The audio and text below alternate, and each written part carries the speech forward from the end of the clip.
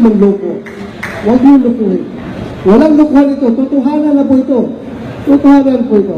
Pag kayo babalik, sigurado kung mamamatay talaga kayo pag kayo babalik sa natin gawin. Kaya maawa kayo sa sarili natin. Maawa kayo sa sarili mo, maawa kayo sa sarili ng pulis. Dahil kami man ay ayaw namin talaga na mayroong mamamatay na kapwa Pilipino. Mahal natin ang isa't isa.